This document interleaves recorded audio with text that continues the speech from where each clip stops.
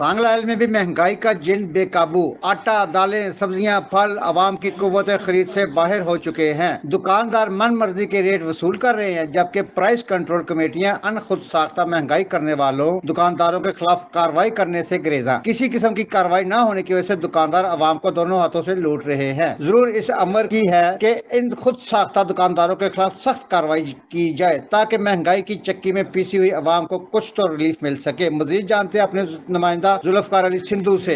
جی ذوالفقار علی، بتائیے گا۔ مہنگائی کی بات کی جائے تو موجودہ حکومت سے مہنگائی کا جنگ جو ہے قابو میں نہیں آ رہا۔ آٹا، دالیں، سبزیوں سمیت جتنی بھی اشیاء خرد و نوش ہیں وہ عوام کی قوت خرید سے باہر ہو چکی ہیں۔ اس کے علاوہ جو دکاندار ہیں وہ بھی من مرضی کے ریٹ وصول کر رہے ہیں۔ دکانداروں نے جو ہے سرکاری ریسٹوں کو جو ہے پس پش ڈال رکھا ہے۔ کسی بھی دکاندار پر جو ہے وہ سرکاری ریٹ اویزہ دکھائی نہیں دے رہی۔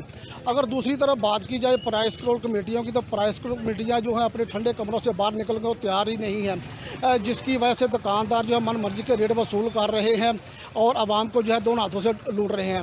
شہریوں نے وزیر اعلیٰ پنجاب اور ڈی سی ننکانہ سے مطالبہ کیا ہے کہ حکومت کے مقرر کردہ سرکاری ریٹوں پر عمل درآمد کو یقینی بنایا جائے اور جو خود ساختہ مہنگائی کرنے والے دکاندار ہیں ان کے خلاف سخت کارروائی کی جائے تاکہ مہنگائی کی چکی میں پسے ہوئے عوام کو جو ہے کچھ تو ریلیف مل سکے۔ جی